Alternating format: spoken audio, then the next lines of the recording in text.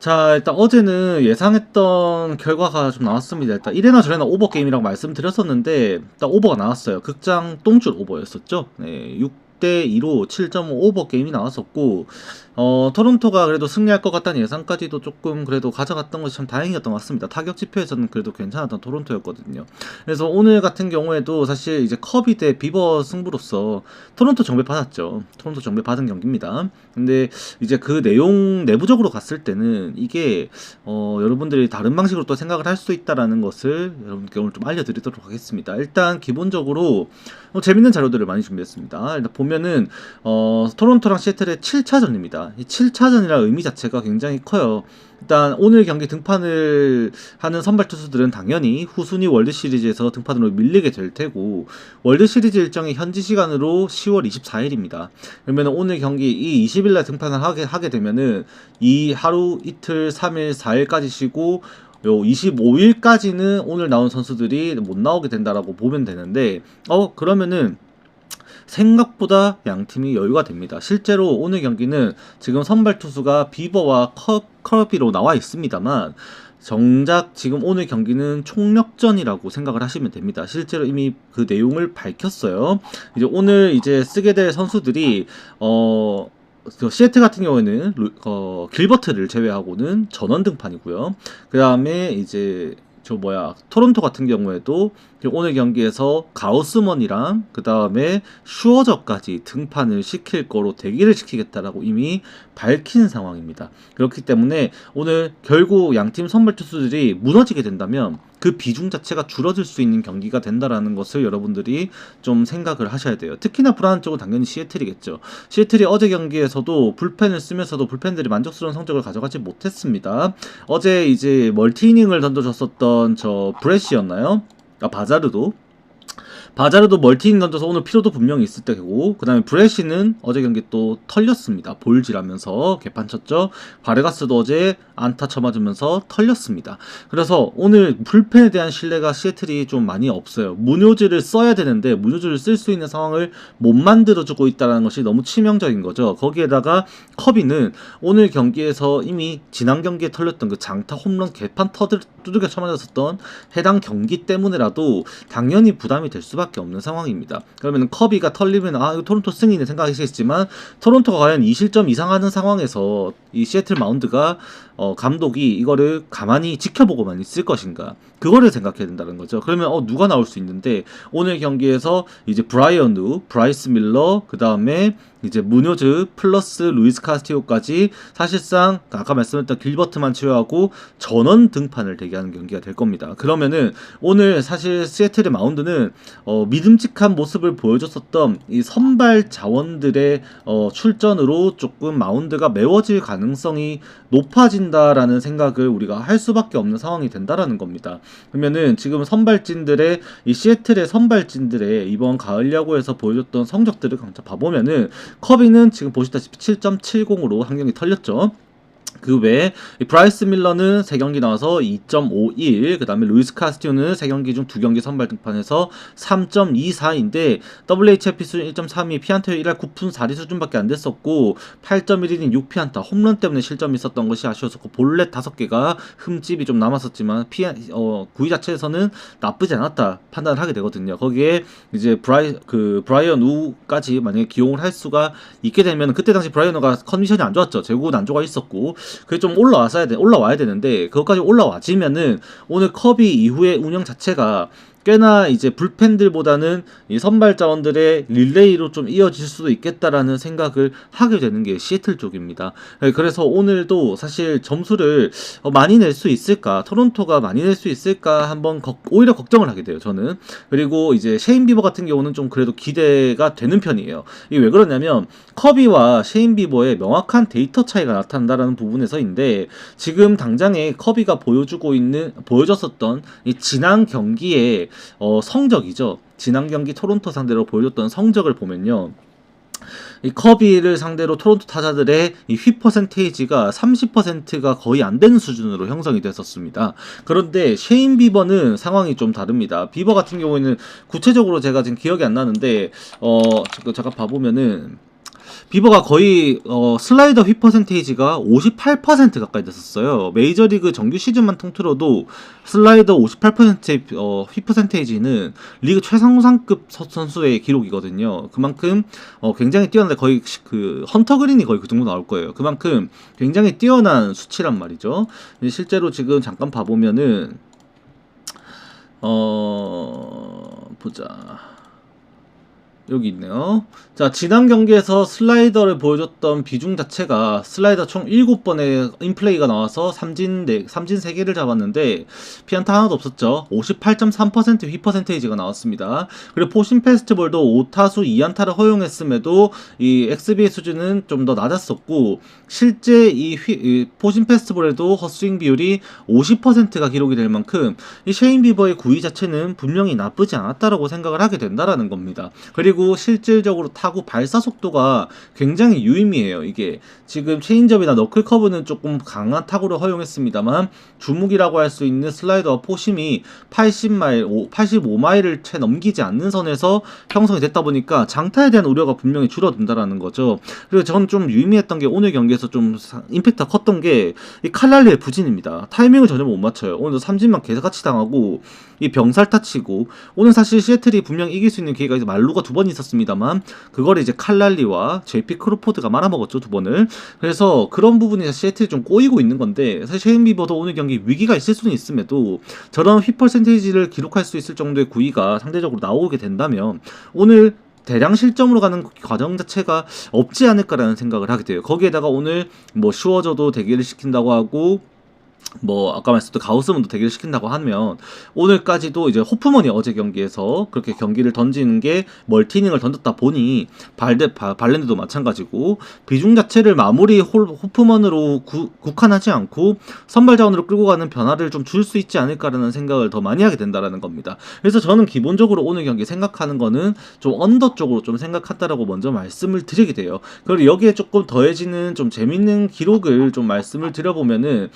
이번 오늘 7차전입니다. 7차전. 근데 메이저리그 지금 아메리칸 아메리칸 리그도 그렇고 일단 내셔널 리그를 합쳐서 좀 말씀드려보면 지난 20년 동안에 그 아메리칸 리그와 내셔널 리그에서 총 7차전까지 갔었던 이 경기를 치르면서 챔피언십 시리즈에서 이제 오버가 났던 경기는 지난 20년 동안에 단 2번밖에 없었습니다. 2024년을 시작으로 세인트루이스와 휴스턴의 5대2로 세인트루이스가 이겼던 2024년 내셔널리그 챔피언십 시리즈를 시작으로 해서 2006년에 이제 그 챔피언십 시리즈, 2007년에 한 번 보스턴이 클리블랜드를 11대2로 이겼었습니다. 그거 한 번이랑 2008년에도 얻어놨었고 그 다음에 두 번째가 2012년에 샌프란시스코가 세인트루이스를 9대0으로 꺾었던 경기가 두 번째 오버게임이었어요. 그리고 2017년에 휴스턴 양키스 언더게임 났었고 2018년 다저스와 미러키 경기도 언더게임 났었고 2020년 템파베이랑 휴스턴 경기도 4대2로 언더게임 났었고요. 그 다음에 2020년 다저스와 미러키 또 그 챔피언십 시리즈도 4대3으로 언더게임 났었고요. 언더게임의 연속이었다라고 볼 수 있습니다. 3번이네요. 2023년 이제 텍사스랑 휴스턴이 11대4로 오버가 나서 그러니까 총 20년이란 시간 동안 21년 가까이 되는 시간 동안에 보여줬던 챔피언십 7차전 경기들은 과반이 언더게임으로 이루어졌다라는 것을 좀 표본으로 가지고 있습니다. 당연히 어쩔 수 없죠. 양팀 모두 끝장 승부를 봐야 되는 승부를 치러야 되기 때문에 모든 자원을 투입할 수밖에 없고 상대적으로 타자들이 불리한 게임을 하게 되는 것은 좀 어쩔 수가 없는 것 같다라고 생각을 하게 되는 것 같아요. 그래서 오늘 같은 경우도 저는 기본적으로는 일단 언더를 먼저 말씀드리게 된다라고 좀 여러분들께 전하게 되는 그런 경기가 될 것 같습니다. 야구 프리뷰는 사실 오늘 좀 길게 안 하려고 합니다. 그래서 요 정도 하고 마무리를 하게 될 것 같고요. 오늘 조금 방송을 일찍 켰으니까 유튜브용으로도 끝까지 축구까지 한번 이어가 보도록 하겠습니다. 봐보면은 어제도 축구가 조금 잘 맞았어요. 어제 뭐 예상했던 것들이 좀 잘 돼서 세팅했던 것도 좀 이렇게 올킬이 나기도 했는데 어제 예상했던 건 이제 아스톤 빌라의 프렌과 그 다음에 내가 어제 또 뭐 드렸냐 아스톤 빌라 프렌에다가 기억이 안 난다. 레알 마드리드 일반승 드렸죠. 네, 일반승 드렸었고 라이브 보신 분들은 아시겠지만 뭐 AC 밀란 뭐 핸디무라든지 호펜하임 오버라든지 뭐 여타 경기를 좀 많이 맞춰 갔던 날이었던 것 같습니다. 좀 감을 좀 잡아가는 흐름이었다 싶으면 좋겠는데 오늘은 경기가 많이 없어요. 챔스 전날이라 가지고 많이 없습니다. 일단 아챔은 제가 모릅니다. 제가 아는 것만 말씀드릴 건데 오늘은 구체적으로 좀 봐드릴 거는 총 이제 라리가 한 경기, 세리에 한 경기, EPL 한 경기 중에서 라리가는 제가 비중을 좀 못 들 것 같고요. 오늘은 세리에랑 EPL에 조금 여러분들께 추천드릴 수 있는 선택지로 좀 도와드려 보고자 합니다. 먼저 말씀드려보면 이제 크레모네세 대 우디네스의 경기인데 요게 지금 크레모네스의 배당이 오르고 무승부의 배당이 떨어지고 있죠. 이게 왜 그렇냐? 무승부 배당 실제로 2.85가 기록이 되고 있는데 이게 굉장히 조금 유의미한 지표가 이미 나타나고 있기 때문입니다. 실제로 크레모네세가 지금 이번 시즌 동안에 6경기를 치르면서 전반 60분 이전의 실점이 한 번도 없습니다. 그리고 홈에서 치러졌던 최근 작년부터 시작된 이 5경기 기록이 양팀 득점도 딱 한 번밖에 없어요. 그만큼 그 경기 템포 자체가 한 골 싸움으로 가는 경기를 애초에 많이 하고 있는데 이번 시즌 크레모네세는 수비적인 부분보다도 사실은 공격적으로 더 포지션을 변형해서 가져가는 것이 수비에 더 도움이 되고 있는, 그러니까 최선의 방어는 공격이다라는 것을 좀 증명하고 있는 게 크레모네세지 않나. 압박 수준이 꽤나 높아지면서 상대가 빌드업을 하는 것을 굉장히 까다롭게 만들고 있는 게 지금의 크레모네세입니다. 그래서 오늘 경기도 그런 부분이 강점으로 나타날 수 있을 것이다라는 생각을 조금 하고 있는데 우디네세가 그래도 정배당을 받는 이유는 우디네세가 원정에서 보여주는 최근 이번 시즌에 이루어지고 있는 득점력부터 시작해서 크레모네세가 그래도 이기기에는 역부족이라는 생각을 좀 하게 만들기 때문입니다. 또한 21세기 들어가지고 크레모네세가 우디네세랑 붙어가지고 우디네세가 1승 1무를 기록하고 있어요. 그러니까는 거의 이제 나머지 성적들은 역사 속에 있는 거의 맞대결 성적이라는 거죠. 그러니까 거의 현대 축구에 들어서서 우디네세는 크레모네세에게 진 적이 없다 보니까 2경기뿐이긴 하지만 그래도 정배당이 나오긴 했습니다. 근데 문제는 우디네세의 최근 페이스입니다. 최근 6경기 중에 4경기 중에 먼저 선제 실점을 해버려요. 그만큼 지금 수비에서 조금 아쉬움이 나타나고 있고 지금 세리에서 유일하게 아까 말씀드렸지만 크레모네세는 전반 60분 이전에 실점이 없습니다. 근데 우디네세는 후반 60분부터 이후 90분 추가 시간까지 세리에에서 유일하게 득점이 없는 팀이에요. 그러면은 결국에 지금 당장 우디네세 입장에서도 전반 60분 내로 이거 전반 시작부터 후반 60분 내로 이거를 득점을 하지 못하면은 경기가 지들이 마음대로 가지 못하고 꼬인다라는 생각을 할 수밖에 없는 거예요. 거기에다가 크레모네세가 그런 오래된 기록이긴 합니다만 역사 속의 기록이긴 합니다만 역대 맞대결 14번 중에서 10번이 무승부였습니다. 우디네세와 크레모네세가 그만큼 지금 오늘 경기에서도 무승부 배당이 떨어지는 이유가 그러한 지표 때문이지 않나라고 좀 생각을 하게 되는 것 같아요. 그래도 지금 보면은 크레모네세가 홈에서는 그 맞대결 중 21경기 중 총 21경기 중 이제 역사 속 21경기 중에 딱 패배는 3패밖에 없었다. 그것도 조금 한번 생각을 해보셔야 되는 지표일 겁니다. 그래서 그런 부분들이 오늘 무승부의 배당을 떨어뜨렸다고 보는데 저는 기본적으로 그렇다고 해서 이거를 뭐 크레모네세 프렌이라든지 무승부로 더 강하게 생각하기보다는 당연히 오늘 경기의 주력은 언더가 돼야 된다. 우디네세가 확실히 빌드업 자체에서 봤을 때는 먼저 치고 들어가려고 작업을 걸 가능성은 높습니다. 전술적으로 보더라도 분명히 그런 이제 축구를 해야 되는 게 이제 우디네세라고 생각을 하거든요. 그런데 문제는 크레모네세를 상대로 그걸 뚫어낼 수 있느냐, 그거를 따져봐야 되는데 사실 그게 쉽지만은 않아요. 크레모네세 같은 경우에도 이번 시즌에 기본적으로 잡고 있는 전술 자체가 3-5-2 포메이션입니다. 근데 여기에서 얘네들이 그 전환 자체가 풀백들이 굉장히 잘해주면서 이 제르빈부터 시작해서 그 페젤라까지 시작해서 얘네들이 양쪽에서 왔다 갔다 운영이 굉장히 활발하게 잘 이루어지고 있어요. 전환 상태에서 높은 쪽에서 압박하고 공 탈취됐을 때 빠르게 수비 복귀해가지고 라인 잡아서 버티고 다시 밀어붙이고 그게 좀 잘 되고 있다 보니까 우디네세가 아마 쉽게 뚫어내지 못하지 않을까. 뭐 자니올로 그다음에 데이비스 뭐 충분히 공격에서도 위력을 보일 수도 있습니다. 그런데 제 생각으로는 사실 뭐 아직까지도 그 키에난 데이비스죠. 잉글랜드 출신입니다. 얘 같은 경우도 아직 사실 작년에도 보여준 게 별로 없었고 증명을 더 해야 되는 선수이고 자니올로 가지고 이거를 다 풀어가기에는 자니올로도 지금 이제 다시 세리에 돌아와가지고 골을 폭발시키기에는 옛날에 그 로마 있을 때도 사실 골잡이 포지션이라고 보기에는 좀 어려움이 있었던 선수였었거든요. 그래서 이게 톱 위치에서의 문제도 분명히 나타나지 않을까 저는 생각을 합니다. 그래서 이 경기도 어쩔 수 없지만 언더를 좀 먼저 생각하게 되는 경기가 되지 않을까 좀 말씀을 드리게 되는 것 같아요. 그 다음에 웨스트햄과 브랜트포드 경기인데 이거 부포 배당이 빠지죠. 예, 빠질만 합니다. 분명히 지금 웨스트햄은 누노 감독으로 감독 교체가 이루어졌습니다. 아시는 분 아시겠지만 누노 감독 체제에서 바뀌면서 웨스트햄이 가장 먼저 개선시켜야 되는 거는 결국 수비예요. 그래서 수비가 누노 감독이 결국에 이 노팅엄을 지휘하면서도 노팅엄이 높은 곳으로 갈 수 있게 만들었던 가장 핵심 전략 중에 하나였었죠. 선수비 후역습. 그 역습을 할 수 있는 속도감 있는 선수들이 분명히 존재했고 웨스트햄도 비슷한 컨셉으로 이걸 운영할 수 있는 자원은 갖추고 있습니다. 서머빌부터 시작해서 보웬까지 양쪽 측면에 속도감 있고 파케타의 마무리 능력 나쁘지 않죠. 그래서 이제 오늘 경기는 완비사카도 돌아올 것으로 보여지다 보니까 더욱더 이 역습 폭발력 자체는 웨스트햄이 나올 수 있다라는 생각을 더 하게 되는 부분도 분명히 있습니다. 근데 문제는 제가 어제 방송에서도 잠깐 말씀드렸습니다만 그 잠깐 가려움을 끌고 주셨던 그 카요데 브랜드포드가 카요데를 풀백으로 쓰고 있고 지금 브랜드포드가 오늘 경기에서도 5백을 쓸 거다라고 지금 예상이 나오고 있어요. 그만큼 이 브랜드포드가 지금 축구하는 거 맨시티전도 보신 분들 아실 거고 다른 뭐 맨유전도 마찬가지로 다 보신 분들 아실 텐데 압박 수준 자체가 굉장합니다. 지금 뭐 샤데 그 다음에 티아고 그 다음에 담스가르드 앤더슨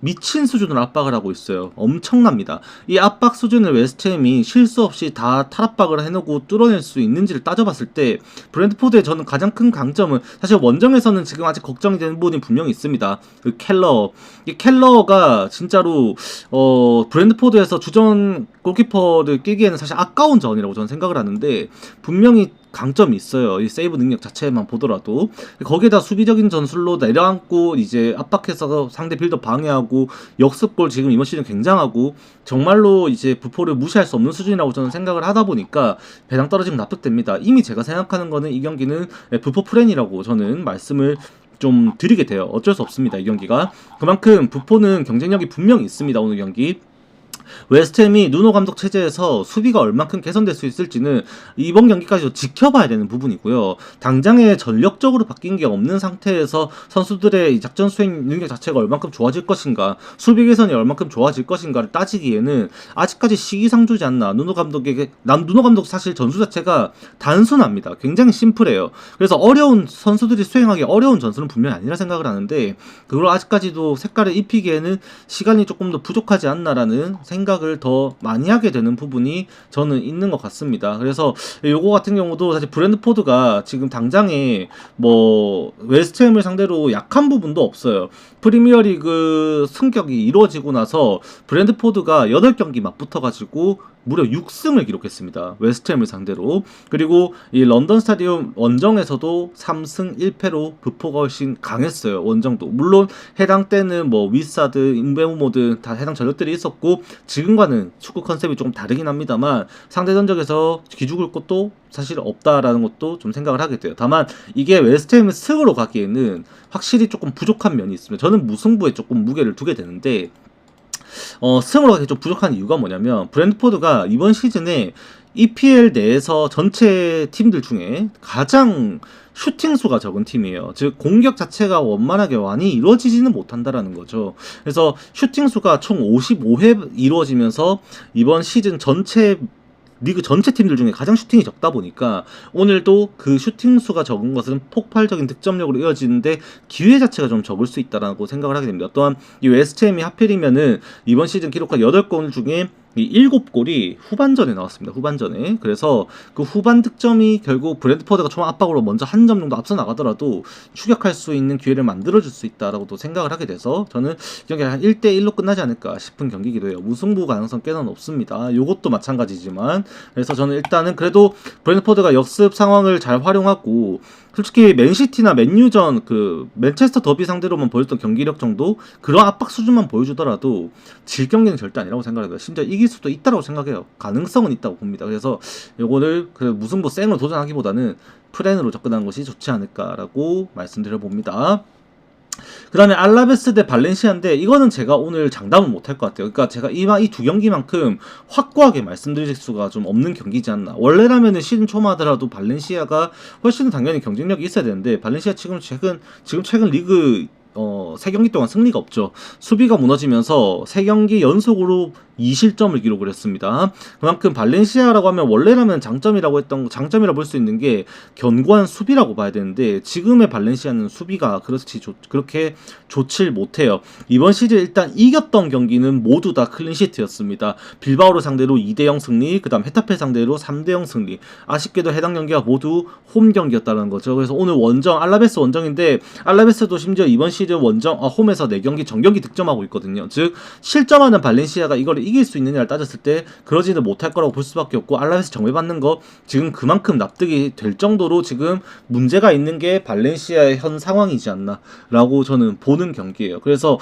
사실 언더가 정배당에 나와 있긴 합니다만 이게 언더가 나오지 않을 가능성이 높아요. 저는 오히려 이게 오버 게임 같거든요. 알라베스 2대1 아니면 발렌시아가 진짜 골이 터져가지고 만약에 오늘 경기에서 듀로나 단주마나 전방의 활약이 좀 괜찮아지면은 이것도 무승부 가능성이 열린다고 보는 경기인데 실제 지금 다 3배당 아래로 떨어져 있죠 이것도. 그래서 저는 이게 무승부가 1대1이 아니라 2대2까지도 가능하다고 생각합니다. 그래서 이게 지금 언더 배당에다가 무배당 떨어지는 거 보면 이게 1대1 무보고 있는 거거든요. 알라베스 1대0 승이나.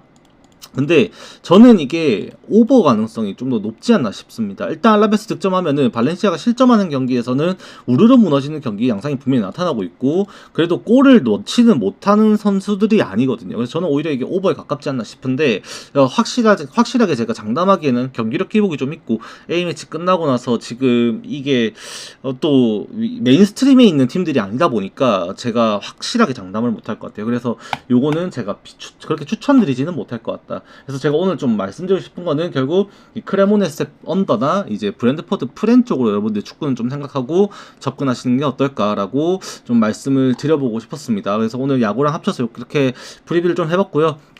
녹화는 일단 여기까지 하도록 하겠습니다. 건승입니다.